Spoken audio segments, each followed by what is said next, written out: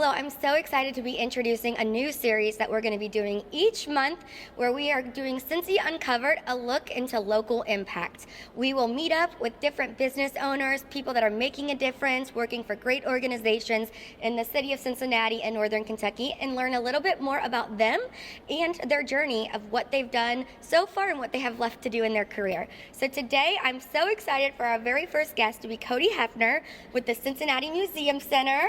Hello. Hi. Welcome Hi. to this new series of Cincy Uncovered. And let's start off with your journey and what that looked like and how you started working with the Cincinnati Museum Center.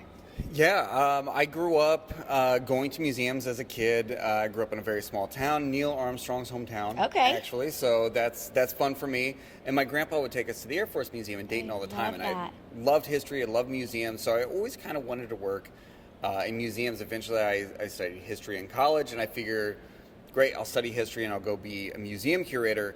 What they don't tell you is museum curators don't necessarily retire. Those job openings don't happen that often. Yeah. And I was like, well, I'll figure some way to get into the museum. And all of my experience was in hospitality, restaurants, and bars. So I got an opportunity here as a guest services manager, working in the box office, and I did that for 2 years. And I just wanted to do something more, a little bigger, a little more wide-ranging, and there was a media relations position open.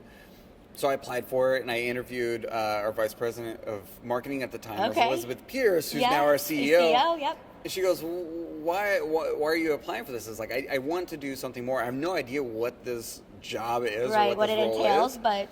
But it sounds challenge. interesting. Yeah. And she goes, great, well, let's go through it. Went through the interview process. For whatever reason, she gave me the opportunity 12 years ago. So for 12 years. 12 years. Yep. I love that because you don't hear of people holding jobs for that many years anymore. And before I started everything Cincy, I was with Cincy Magazine for 7 years. And so 12 years is awesome. Congratulations. It's beyond that. It's like living multiple lifetimes in it, because I was here in the campaign to get the sales tax passed to restore Union Terminal. I was here through the restoration of Union Terminal. I remember the restoration portion. We came back from that, and everything was, kind of brand new. COVID hit, so we kind of closed again. We come back out of COVID and continuing to navigate that. So it's been, it's like different high school classes. Yes. You have this class that was here before restoration, here during restoration, here before COVID, after COVID. So it's been interesting to look at my time here at the Museum Center through that lens too. Yeah, love that and love the Museum Center. So you guys obviously have a lot of exhibitions here, but let's talk about the history portion and how you guys tell Cincinnati's story through the Museum Center. So the building itself is a part of history. So just as soon as you pull into the driveway and you're walking up to the building, it is stunning. It's beautiful. There's no place like it. And so it's so iconic and it stands out, and it's part of Cincinnati history itself. But then you walk in and we have these museums. Cincinnati History Museum is about Cincinnati history, and it goes through the full kind of span of history, and we're continuing to make history. So how do we leave room for that in the museum and show that this continuum is still happening in the Museum of Natural History and Science? Again, we're back 420 million years, but still very much a Cincinnati story, because those Ordovician fossils here in Cincinnati you can't find anywhere else in the world. Cincinnati Museum Center has the largest and the finest collection of Ordovician fossils of any place in the world. That is crazy. So do you guys have people travel here, I'm sure, just for that? We have researchers, paleontologists, students travel from all over to study our Ordovician fossils here. Beyond that, when you're talking about dinosaurs then, which, those are young in comparison. 65 million years, 65 million years. 135 million years. We have the largest collection of sauropod skulls in the world. If you're wondering what a sauropod is, it's basically those four-legged, long-necked plant eaters. Okay. So the dinosaurs you see on display, while they're not from this area, they are unique to Cincinnati because of their presence here in the museum and the way that the museum is continuing to lead that scholarship in that research in the science field. I love that. So do you guys own that collection then? So some of the dinosaurs we do, we are a repository for the Bureau of Land Management. So all of these public lands out west, where a lot of these dino digs are going on, when those are taken out of the ground, the government essentially has to store those somewhere, and we are a repository for that. So at any time, they could say, "Hey, can we borrow this dinosaur?" But we have a really wonderful partnership. Some of them we do have. They've been donated to us or come into the collections elsewise. But those Ordovician fossils, for example, those we own those. Those are all property of the museum center.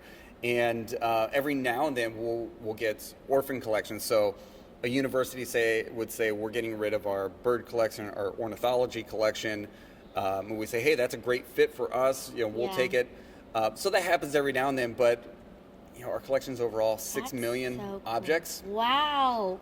See, I would never have known that had you not, just told me. And that is so cool, because when you go through the different exhibits and stuff, you can see the stuff, but you don't realize what goes into getting that stuff here and all of the other components. It really runs the gamut. Some things are, we have an Allosaurus in our dinosaur hall. A lot of museums have Allosaurus fossils. Yeah. We also have a Torvosaurus. There is no other place in the world you can find an articulated Torvosaurus, which means there's no place in the world you can see it fully put together outside of Cincinnati. Look at us, Cincinnati. So, there are some really cool things. And then we have holotype specimens, which is basically just a fancy way of saying if you want to know if a specimen is the thing, we have the original. We have the one that defined that entire species or specimen in the collection. So it's mind-blowing. And every time I'm in our collections facility, I learn a little bit more. I'm so impressed by something else. So cool. Love that. So the Cincinnati Museum Center makes a huge impact in our community. And let's talk about some of the ways that you guys do that, the education that you provide, all the different things you guys have here, because you guys have a ton of programs too. Yeah, we have a lot of programs. It's summer right now, so we have our museum camps going on. Those sell out in a week, and there's 1,400 spots to fill. Yes. Those sell out in a week. Crazy, it's insane. But those are, a lot of people remember their summer camp experiences and things that stick out. It's nostalgic when I walk in these doors, because I remember as a kid, and it was such a treat to come here, especially the Children's Museum. I would ask my mom any day we were off school or a holiday, please, can we go? And still, I kind of get that butterfly feeling when even just walking up today to do this. It's like any kid who went to school in Cincinnati growing up had a field trip here to the museum center. It's one of those rites of passage. You can even smell the same smell when you walk through the doors. It's so cool, and people want to. When they come back in as adults, they remember those things. Or sometimes it's their first time coming back since a field trip. So we meet people in all kinds of ways. If you just want to come in, if you're a museum person, you just want to come in and spend the day, check out the exhibits, you can absolutely do that. If you want to come see an Omnimax film because you're really into dolphins or you're really into space and that's what pulls you in, there's that opportunity. We have our Create Culinary Studio, which is kind of This is cool. It's kind of a science kitchen, a history kitchen, a community kitchen, because it talks about some of these historic recipes, or where does food come from, what are the reactions that make food taste so good. I love this, and it's interactive, correct? It is, and so every now and then we'll have pop-up demonstrations where we're kind of doing the work, but we have a lot of classes where kids come in and they cook everything themselves. Yes. Other classes where it's an adult and a kid cooking together. We do have some adult classes, but what's amazing, there are 10, 11-year-old kids who are making sushi from scratch. Oh my gosh, this is so cool. Baking a cake from scratch. They're making the dough, they're putting it in the oven, fun. They're letting it cool, they're icing it, decorating it, and everything. And then they get to eat all this stuff. Yes. And then in the process, they're learning those skills, but they're also learning the reactions. Why are we adding baking powder? Measuring the ingredients. Yes. Oh, yes. So you're learning math simple things like math and fractions and stuff like that. So it's so cool. And then we kind of scaled that up and grew that up a little bit with our Omnimax dinner date, which is kind of our take on dinner in a movie. And this is newer, right? This is newer. We're getting ready to have our third one. This is really cool, too. You guys are really doing really, really cool things right now. Yeah, our food service partners at SSA, they take one of our films and they create a 3-course meal around it. So we had a Cuba film, so a lot of seafood and a lot of those Caribbean flavors. 3 courses, and they walk you through making those, and you're helping with different components of each dish. So you're learning some of the technique, you're doing it yourself, you get to eat it all. Yeah. And you have these chefs kind of floating around you, helping you. After you eat it all, then you get to go see the film. So it's a much cooler take on dinner and movie. If you're looking for a fun date night or anything, that is. So when's the next one? Next one's coming up July 18th. That one's sold out, but we're looking probably at September for our fourth one. And we have plenty of films to choose from.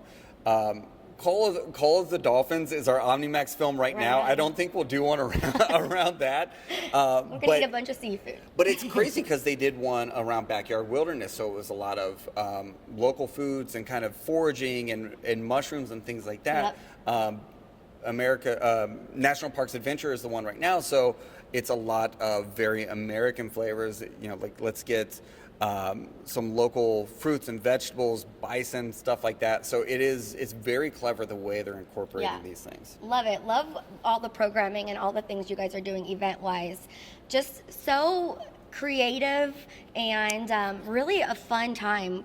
I've had friends, I've come, and if you haven't been to an event at the Cincinnati Museum Center, obviously coming to the Museum Center is great within itself, but if you see an event that they're hosting here, definitely you want to come to one of the events as well, because you get like this inside look. A lot of times the Museum Center is shut down, so you feel kind of like VIP, you get to go around while everything is closed. It's awesome. That night at the museum experience, what happens when you close down and you feel like you're doing something you're not supposed to because the museum's technically closed, but you're still in here. it. Yeah, love that. All right, let's go into, we talked a little bit about this, but obviously shaping our youth's future, and how is the Museum Center really getting behind that? So we're doing that in a lot of very tactical ways of introducing STEM skills and techniques, and letting them, especially we have a program called STEM Girls, and it was really developed to kind of close that gap in STEM fields for girls. And from day one, we said, yes, of course, boys are invited into this as well. And we often have a good group of boys in each of these programs as well.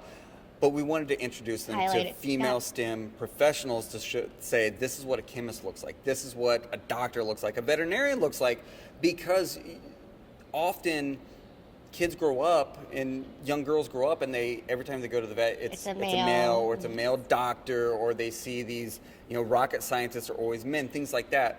Show them that it looks just like them and diversify the field. Love this. But beyond things like that, it's just about getting them in here and letting them be curious, letting them go down these rabbit holes to learn more information, because that curiosity leads to so many. It's such an intangible for people, because if you're curious about things, it makes you a more empathetic person. It makes you connect with people on different levels. It makes you study more and want to research more and learn more, and it creates this impact for lifelong learning. It's like a cycle. Yes, and people don't, when you come in, you think, oh, that's cool, I'm looking at a dinosaur, this is really awesome, this is really fun, I'm walking through the cave. And you're learning the whole time. You're being very curious about it. You're moving further. You're reading stuff. So all that stuff is something that people carry with them when they leave, and that's what we want to do. We just want to spark a new interest and just let them explore their own curiosity. I love that. And let's talk a little bit about this. You guys are doing something new, right, with STEM or a program. I've heard something recently on the news, and I know you guys are doing funding and stuff like that. Can you walk me through a little bit of what that may look like? Yeah, we've built. Someone's going to yell at me because I'm going to undersell the number, but 18 new exhibits in the building since 2018 when we reopened from the restoration. So the focus has been on kind of tangible science and developing these skills, a lot of hands-on, so people are doing these things. Interacting. I love when you can go and interact and push the buttons and something moves. Yes, absolutely. And you see that cause and effect. Even on the history side, we've incorporated a lot of really fun techniques in some of the galleries. For example, in our Made in Cincinnati gallery, you walk up to this case and the glass is frosted, so you can't see what's behind it. You push the button and it reveals the objects in the case. And so it's interesting because you walk over, you're curious about it, so you push the button, And whereas if you were just seeing it blankly, you'd be like, Might pass by it. I don't know if I'm interested in that. You just walk by, but you've invested in it, so you're going to go ahead and learn about it. Yes. Just these interesting ways to bring people into it. But on the science side, for example, one of our newest galleries is our Advancing Health Gallery that introduces kids and adults, everyone, to multiple health fields and health careers, the systems of the body, including mental health, which is very important. So important. And kind of instilling mindfulness and starting to enforce that from a young age. Love but that. it's fun because it pairs a healthcare professional with an individual story a cardiologist with someone who is dealing with a heart condition or a blood condition, something like that.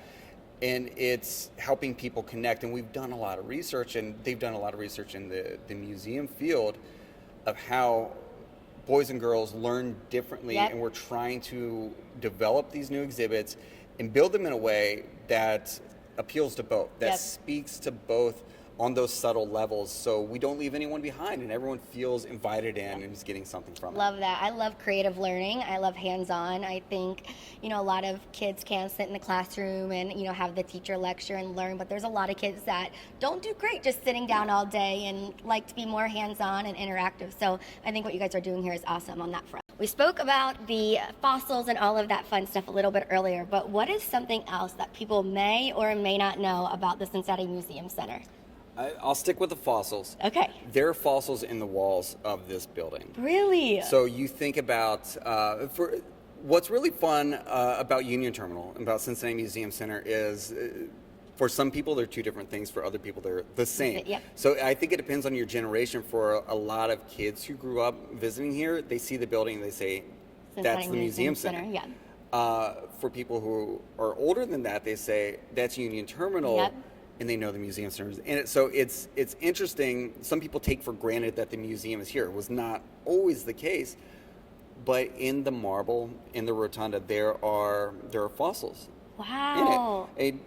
That's where fossils are found in rock. And so sometimes rotunda, it just so happens that you get this giant piece of rock, this giant piece of marble, and it has a fossil in it. And there's multiple of them around the rotunda.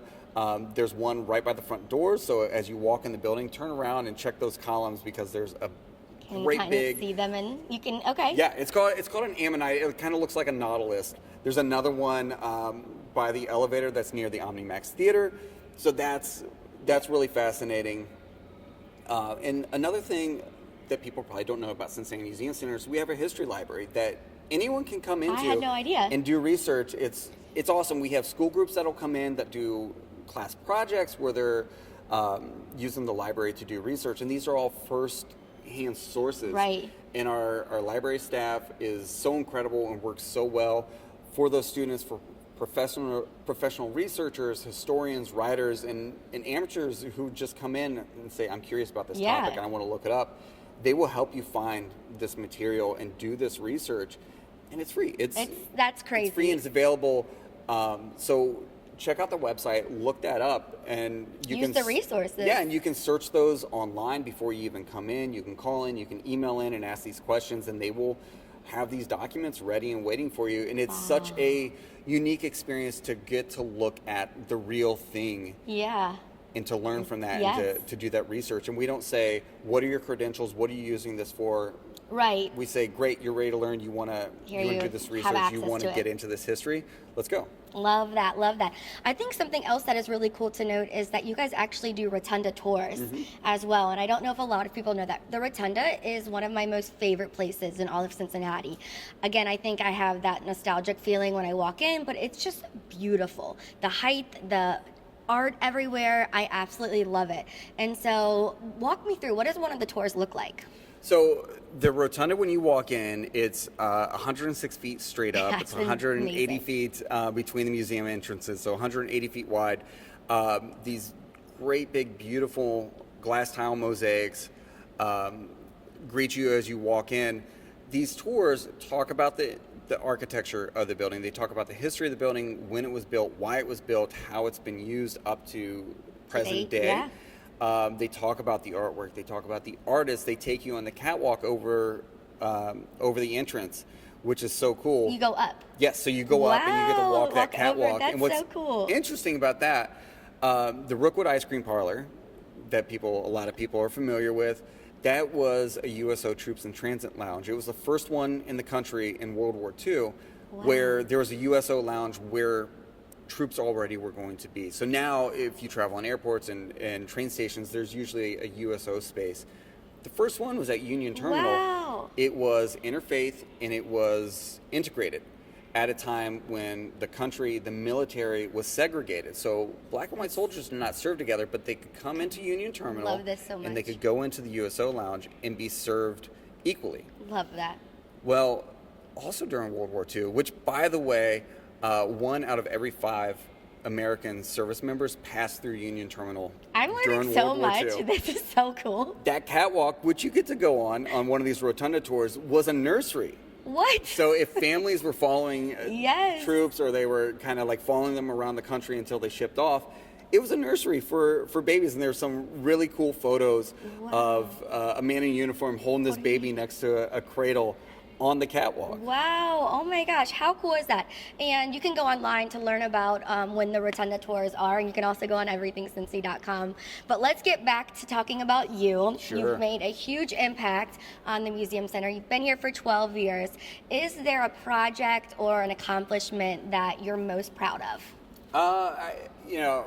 Everything is done. Everything's a group effort. So it's, giving credit to a lot of individuals. But I think the restoration project was, and no one, I don't think anyone's going to say, man, we're glad Cody was around for the restoration project. Otherwise, it never would have happened. But it was so amazing to be part of. Everyone contributed to it in some way. And being here through the voting process to get the funding for that project, that was really impactful. But getting to see parts of the building that hadn't been seen since it opened in 1933. Since they built the place, you're seeing, like when you're walking in the Dinosaur Hall, for example, there's a brick roadway underneath that was exposed during this restoration. So that was really incredible. And we knew during the restoration, it's kind of rare when you do something and you recognize how historic it is and how momentous it is. So being part of that and understanding, like, this is a big, this is the first time in its 80-plus year history that it had been taken care of and restored and maintained in such a way that was really incredible. Now your name will be tied to that forever. In my mind, at least, yeah. And we'll make sure we tag this video so that the Cody Hefner Union Terminal savior comes up. But I mean, yes, I had such a small role to play, but watching the architects and historic preservationists and everyone working on the project was so amazing to be part of. That's so cool. I was actually able, because of my previous job, to be part of the media and stuff, and I received like the book and everything. It was a really, really cool time to be able to experience and see the hype, and I get it because it was something that, again, you had said it hadn't been done in 80 plus years, so that's very cool. A second project that I'm most proud of, and again, another group project, I met my wife here. No way! So I would say my wife and my family is another project that I'm very proud of. Wait, so did you guys get married here? We met here. We got engaged here, but we did not get married here. We got married in 2020, so it was kind of a tough time. But And shout out to your wife, because she's also in the museum and art business. Yes. And you guys also have the same initials. We do. We have the same initials. We have the same start to our email addresses, yeah, it was too. very confusing to me at first. And I'm like, wait, Cody and Kara, okay, got it. Yeah. But yes, that is so cool. And never knew that. So you can find love at the Museum Center as well. Now, if you want to know my favorite single day. Yes. We had a film called Superpower Dogs, and one of the dogs in that film was an avalanche rescue dog. Yes. This brown and white border collie, one of the cutest things, and he was so well trained. He came here to help us open that film. They landed him in a helicopter out front, and he hops out. It was so cool. But as a dog person who had a border collie, I was like, oh my God, I love this dog. Yes. So just hanging out with that dog, taking him around the offices, taking them to news stations, and we did kind of He did a PR tour with you? Yes, he did a PR tour. It was awesome. And his name was Henry. And we also did kind of Henry's day in the museum where he's going through the cave. Aww. He's standing on the platform with the dinosaurs. He's playing tug of war in our Science Interactives gallery. I love it. It was so cool, but he was so sweet, and his handler Ian was just a wonderful human. And actually, he and I kept in touch for a little while, especially kind of during COVID. Yes. And the work that he was doing and training dogs and all that stuff. So like this dog's a superhero, but is just here, like walking around the office, taking pictures with people, and like so well trained. You'll kneel down and he'll put his little paw on your shoulder. Awesome. That's that so was fun. one of the absolute best I'm days. a big dog person too, so that I would have loved that day. But I think something too the public always loves is to see your picture of you floating in the fountain outside every year. Yeah, that's not me. That's Salty Jack. Salty Jack. The public may love it. Some people may love it. Some may think it's very silly. Elizabeth Pierce, our CEO, is a little salty jacked out at this point. But that all came, we had a film called Humpback Whales in 2014, and we're sitting around the table thinking, there's Shark Week, why isn't there Whale Week? Right. And we'll just have this old sea captain tell sea tales, and they go, great, well, who's going to be the captain? And I said, I don't know. They go, it's your idea, Looking around the room, And our director of facilities let me in the fountain for whatever reason. We did these stories. That is hilarious. And after COVID, we're getting ready to turn the fountain back on. We're like, what are we going to do? Like, how are we going to kind of have this party? Yes. And our CFO said we should bring Salty Jack back. And we're like, why not? And it was just this very silly thing that we did. And the kids who weren't scared of him initially had fun with it. But then we just keep bringing in these ocean films. I'm like, you guys are asking for it. At this like, point. you may want to kill Salty Jack, but you can't bring in a dolphins film and expect Salty Jack to not magically reappear. Yeah, totally understand. Love Salty Jack. All right, so getting back to your profession and what you do here at the Museum Center, for anybody that's aspiring to be in marketing, in the arts and the museum industry, what advice would you give to them?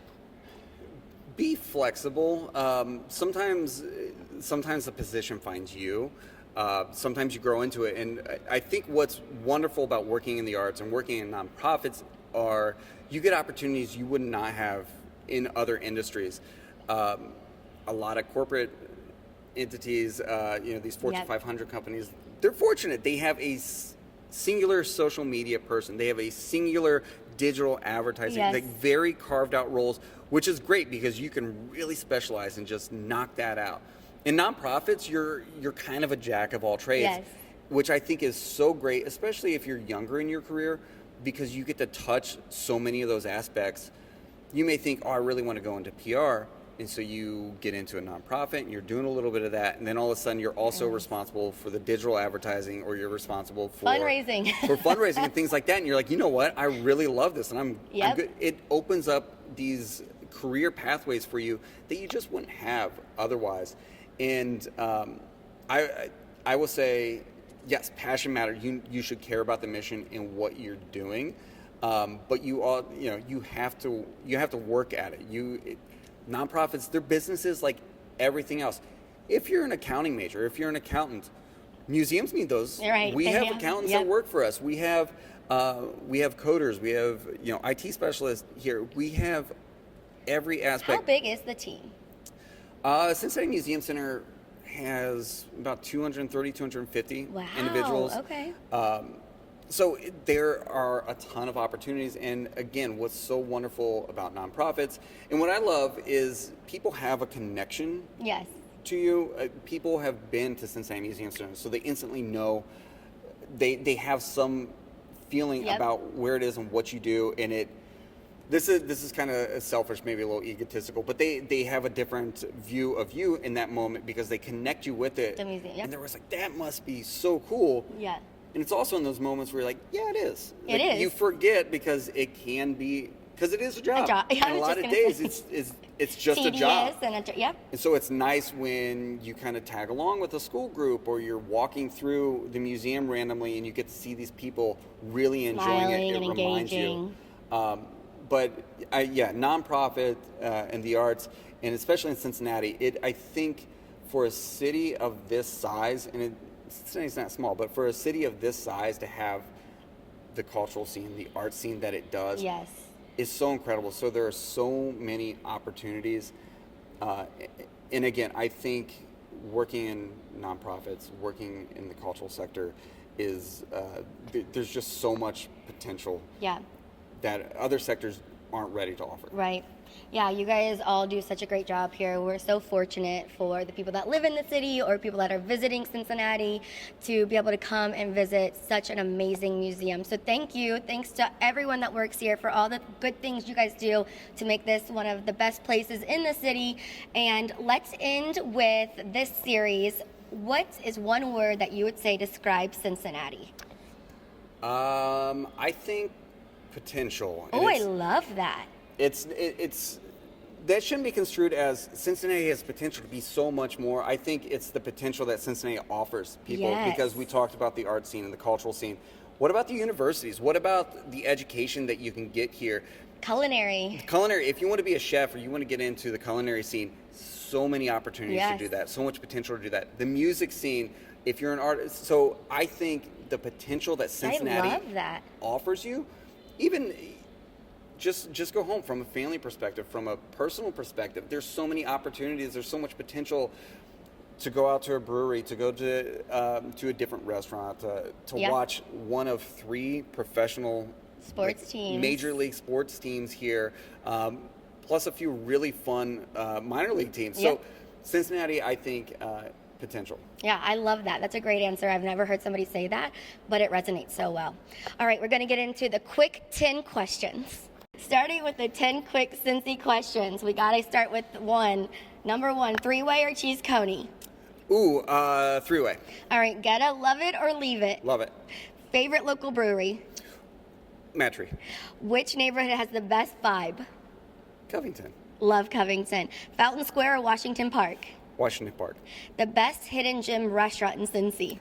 Ooh, that is such, I don't know if it's a hidden gem, but, A gem. oh my gosh, Nada. Oh, I love Nada. And I love their patio. Their patio is stellar. It's transformative. Yes, love it. Bengals or Reds? Bengals. My guy. Montgomery and Ribs or Eli's Barbecue? Eli's.